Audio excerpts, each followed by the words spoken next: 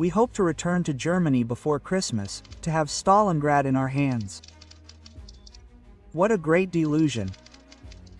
This city has reduced us to a crowd of senseless corpses. Stalingrad is hell.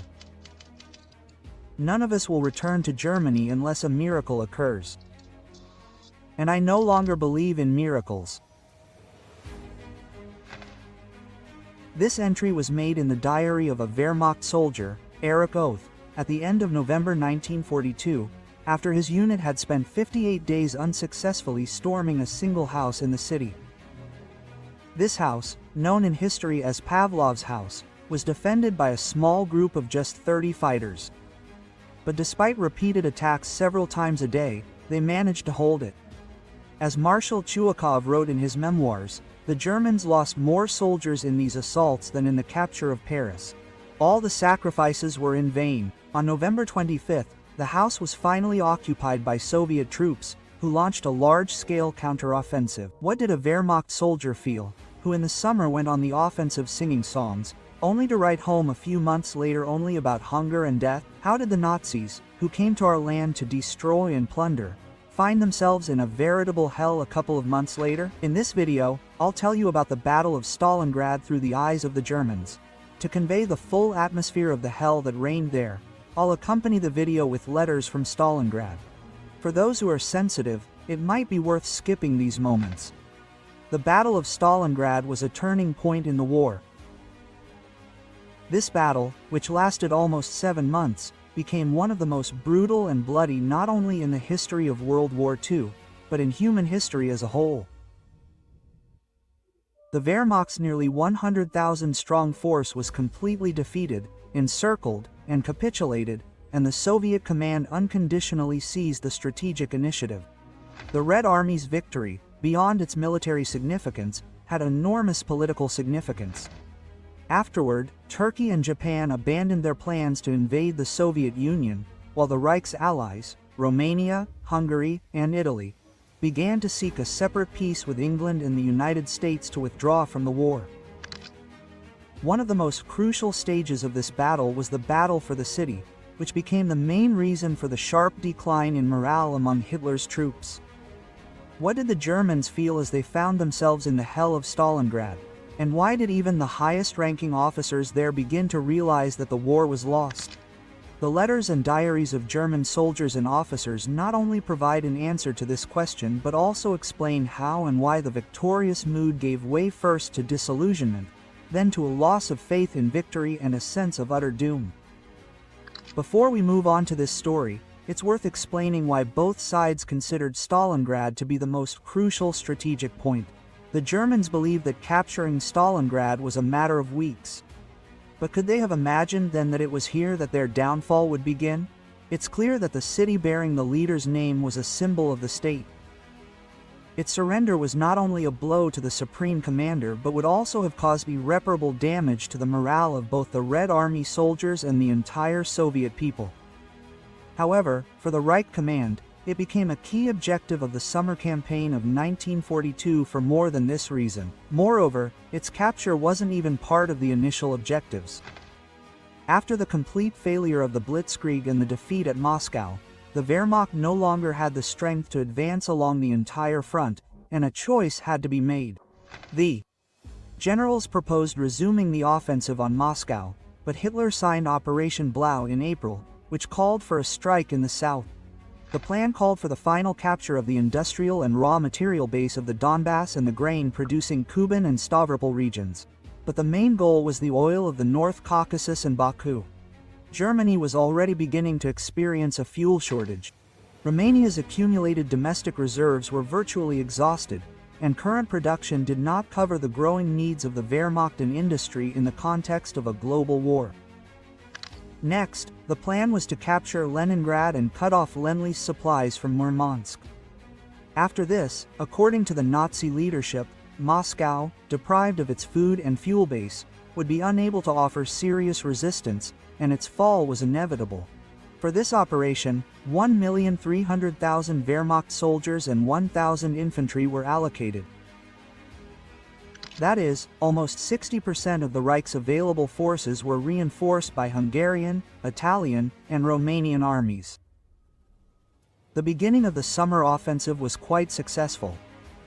An attempt at a counter-offensive near Kharkiv in May with Soviet troops ended in disaster. On June 28, the offensive of Army Group South began. On the very first day, the defenses of two fronts were broken. The German armored spearhead broke out into open space, rushing towards Voronezh and Milerovo.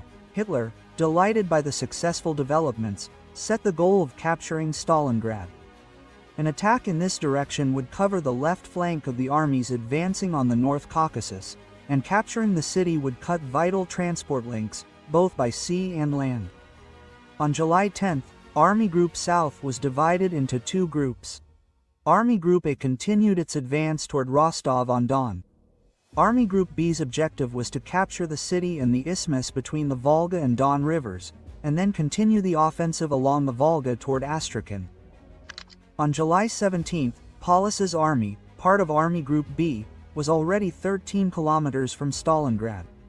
This day is considered the beginning of the Battle of Stalingrad. The further advance of German troops slowed sharply. Friends, if you enjoyed this episode, please like and subscribe. It's a second for you, but a huge boost for the channel. Street fighting raged block after block, but the further it went, the more the city turned into a mass grave.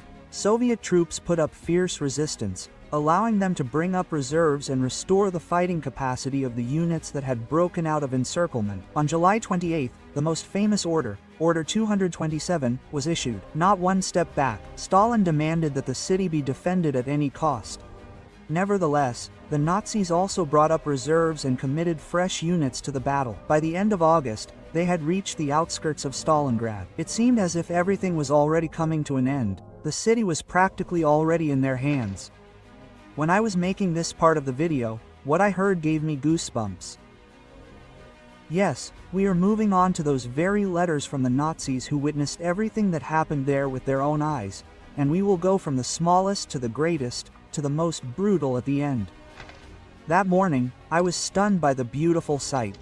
For the first time, through the fire and smoke, I saw the Volga, calmly and majestically flowing in its bed. We had reached our desired goal. The Volga, but the city was still in Russian hands. Why are the Russians dug in on this bank? Do they really think they're going to fight on the very edge? This is madness, Corporal Otto Bauer wrote to a friend on August 23. The German soldiers were extremely enthusiastic. They believed the enemy had already been broken and the war would soon be over. Some of the new recruits were even worried that they hadn't had the chance to experience serious combat and return to Germany without decorations. However, there were also pessimists among them, mostly those who had already fought the Russians back in World War I. The platoon commander, Phil Twable, didn't share our enthusiasm. He was gloomy and kept telling us, "What are you happy about, idiots?" Since the Russians couldn't be surrounded and destroyed in this devilish steppe, they'll all go to Stalingrad and give us all a new Verdun there. But we laughed among ourselves at the old grumbler, recalled Wehrmacht Private Eduard Koch, who had been at Stalingrad. To capture the city, the Nazi command allocated a separate group of about 170,000 people, which was supported by the 4th Air Fleet, reinforced by an air corps. Massive bombing began on August 23. In the 3 weeks before September 14, more than 23,000 high-explosive bombs weighing from 500 to 1,000 kilograms and 15,000 smaller ones fell on the city, not even counting incendiary ones. Our division has a cemetery near Stalingrad, where over 1,000 people are buried. It's just terrible. People sent those who are now transferred from transport units to the infantry can be considered sentenced to death. Despite the fact that the city was reduced to rubble, the resistance there never ceased for a minute. Fierce battles were fought not only for every street, but even for every house, for every entrance and every floor, for every ditch and crater. The invaders' losses were dozens of times higher than expected. When we arrived in Stalingrad, there were 140 of us, and by September 1st, after 2 weeks of fighting, only 16 remained. All the rest were wounded and killed.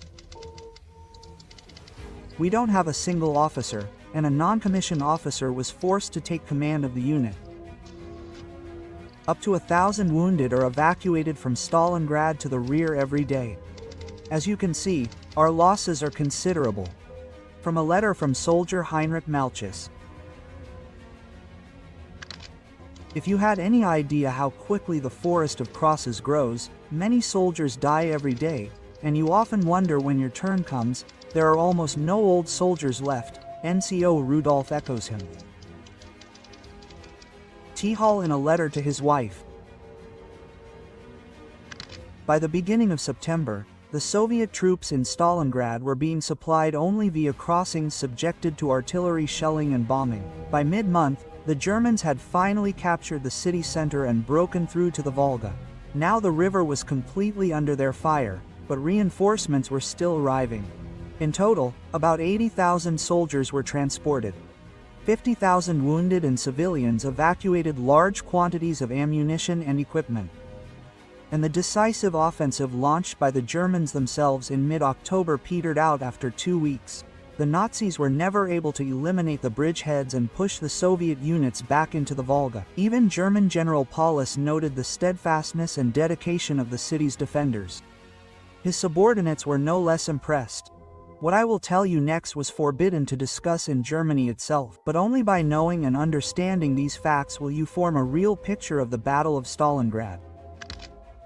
Here, in difficult circumstances, we must, in battles, conquer every meter of land and make great sacrifices, since the Russians fight stubbornly and fiercely until their last breath, from a letter by Corporal Ottbauer. Stalingrad is hell on earth. Verdun, Red Verdun, with new weapons, we attack daily. If we manage to take 20 meters in the morning, the Russians throw us back in the evening, from a letter by Corporal Ottbauer. Russians are not like people, they are made of iron, they know no fatigue, no fear. Physically and spiritually, one Russian soldier is stronger than our entire company, noted Private Eric. Turned out that Paulus's army was bogged down in urban battles and was pinned down. Its role as a shock force failed. In November, frosts began, and the temperature already dropped to -15 degrees. In fact, the scenario of last year near Moscow was repeated. The troops were unprepared for winter. They froze quickly, had no warm uniforms, and morale was rapidly declining. The Soviet command, having concentrated sufficient forces, launched Operation Uranus on November 19. By the third day of the counteroffensive, the encirclement ring west of Stalingrad had been closed. A 300-strong group, the 6th Army, and part of the 4th Panzer Army were trapped in the cauldron. The impact of this operation on the Germans is best illustrated by their own surviving diary entries. After all, it wasn't just the Nazi allies who fled, who were supposed to cover the flanks and who faltered at the first serious pressure from the Red Army. High-ranking Wehrmacht memorists routinely blame these allies for Stalingrad, but in reality, the state of the valiant Wehrmacht soldiers can only be described as panic. Russian tanks are outflanking us and attacking from the flank and rear. Everyone is fleeing in panic. We're making a 60-kilometer march across the steppe. We're heading toward Surovikina. At 11 o'clock, Russian tanks and Katyusha rocket launchers attack us. Everyone's running away again. From the diary of Field Gendarmerie Feldwebel Helmut Megenberg. After lunch, there was terrible fire. Our company lost half its strength. Russian tanks are driving through our position. Airplanes are attacking us. We have dead and wounded. It's simply indescribable horror. From the diary of Unteroffizier Hermann Treppmann. And then I'll tell you about a unique military experiment that didn't go according to plan, or why the grand operation to rescue Paulus's army in Stalingrad failed. Immediately after the encirclement was closed, the German command supported Paulus's proposal to begin withdrawing troops from Stalingrad and breaking out. Hitler initially agreed with this perfectly logical plan, but changed his mind after talking with Göring, who convinced him to conduct the unique military experiment I mentioned. The gist of it was that the Luftwaffe was supposedly capable of constructing an airlift and supplying the encircled force with everything it needed by air. Hitler changed his mind and ordered Paulus to remain in place. I didn't call this operation an experiment for no apparent reason, not just for the sake of a catchy phrase. The fact is, no one in history had ever attempted to supply a huge encircled force by air. And in winter, no less, make a promise, Rex Marshall clearly overreacted. However, he later claimed that Hitler simply took him by the throat and forced him to agree to this plan. Be that as it may, the Luftwaffe simply didn't have the technical capacity to organize supplies on the required scale. Supplying a force of 300,000 required at least 750 tons of cargo per day. The Luftwaffe could only spare 350 Junkers 52 transport aircraft with a lifting capacity of 1.5 tons to support the airlift. And that was clearly not enough. Theoretically, they could, of course, make 2 flights a day from the nearby Tatsinskaya airfield, but not in the Russian winter. After all, the planes were icing up while parked. Engines refused to start in -30°C temperatures. And to top it all off, fierce snowstorms began. In reality, they were only able to deliver about 90 tons per day. The Nazis were the first to feel this in early December and began complaining of hunger. Snow, nothing but snow. The food was terrible. We were constantly hungry, and the rations were even smaller. The food situation was getting worse. 1 loaf of bread for 7 people. Now we'll have to resort to horses, according to the diary of NCO Joseph Schafstein. We've been surrounded since November 21st. The situation is hopeless, but our commanders refuse to admit it. Apart from a couple of spoonfuls of horsemeat stew, we haven't received anything from Unteroffizier Schwartz's letter. However, horses weren't enough to last long. On December 12th, the Germans attempted to break the blockade from the outside, but it was unsuccessful. Moreover, they were pushed back a couple of 100 kilometers from the outer ring. Tatsinskaya airfield was also captured, with 70 transport aircraft remaining. The remaining aircraft now had to fly more than 300 kilometers to the cauldron. Supplies have practically ceased, and Christmas turned out to be a rather sad holiday for the occupiers. Yesterday we received vodka. We were just slaughtering a dog at the time, and the vodka came in very handy. Hetty, I've already slaughtered 4 dogs in total, and my comrades still can't get enough. One day I shot a magpie and cooked it up using a letter from Soldier Atasektig. December 26th. Today, for the sake of celebration, we cooked a cat from Werner Klay's notebook. Psychological pressure was exerted on the encircled Nazis in another very sophisticated way. At the end, I'll tell you which 9 words literally drove the occupiers crazy. Street fighting continued, although the army was already completely demoralized. Many captured soldiers later admitted during interrogation that, reading the Soviet leaflets scattered over their positions on January 9th, they decided to surrender to save their lives. However, Paulus refused to surrender. The next day, Operation Ring began to defeat the encircled German group. Soviet troops steadily advanced, tightening the encirclement and seeking to cut the encircled group in 2 for final destruction. The Reich could no longer help them except moral support. Propaganda, of course, extolled them as unyielding heroes, calling on them to fight to the last bullet and soldier. On January 15th, Paulus received the oak leaves to his Knight's Cross. However, it was already clear to everyone that this was death throes. January 15th, the front had collapsed in the last few days. Everything was abandoned to its fate. No one knew where their regiment, their company, was. Everyone was left to their own devices. The moment of defeat could not be delayed. Ammunition was completely expended. Along the road and in the fields, in and around dugouts, German soldiers lay starved to death and then frozen to death. Lieutenant Gerhard Rumpfing, a liaison officer, wrote in his diary. January 15th, there was no way out of the pocket, and there would be no way out. From time to time, mines exploded around us. Many hung their heads, some were already saying they would shoot themselves. From the diary of an officer of the 8th Light Rifle and Machine Gun Park of the 212th Regiment. The denouement came at the end of January. With his army cut in two, Paulus decided to surrender. On January 30th, Hitler promoted him to Field Marshal, accompanying the promotion with the unmistakable hint that no German Field Marshal had ever been captured. However, Paulus ignored the invitation to commit suicide and surrendered the following day along with his staff. On February 2nd, Colonel General Karl Strecker, who remained in command of the other army group, also capitulated. This day is considered the end of the Battle of Stalingrad. But here's how Germany itself reacted. The following day, a day of mourning was declared. The Battle of Stalingrad was over.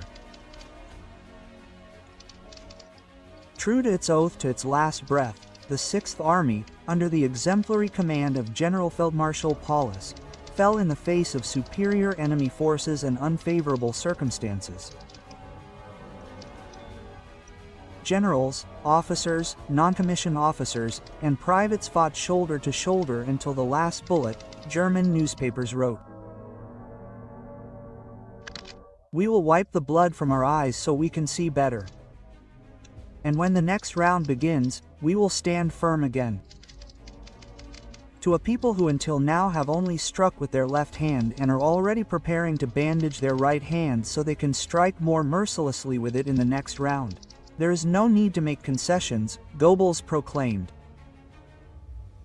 However, for the vast majority of Germans, this came as a real shock. The point of no return had been passed. Faith in the Wehrmacht's invincibility and inevitable victory in this war was seriously shaken. As many German generals later wrote in their memoirs, for them this also marked the end of their faith in Hitler and his ability to make sound decisions. The Führer was blamed for his categorical refusal to interrupt Operation Blau and forbidding Paulus's army to retreat. Yes, the Battle of Stalingrad was lost, but such catastrophic losses, more than 1.5 million men, 2,000 tanks, 3,000 aircraft, 10,000 artillery pieces, and 70,000 vehicles, could have been avoided. As Corporal Joseph Zimek wrote in a letter, Stalingrad became a grave for German soldiers, quote. And at the end, I'll add a phrase that literally drove the Nazis crazy. The broadcast began with the sounds of a ticking metronome or clock. Then, as if from the underworld, words in German rang out. Friends, if you like this video, be sure to like it, and I'll do similar analyses of other battles. Leave your opinion in the comments and be sure to subscribe to my channel so you don't lose it in your feed. You know best who to send this video to. Bye.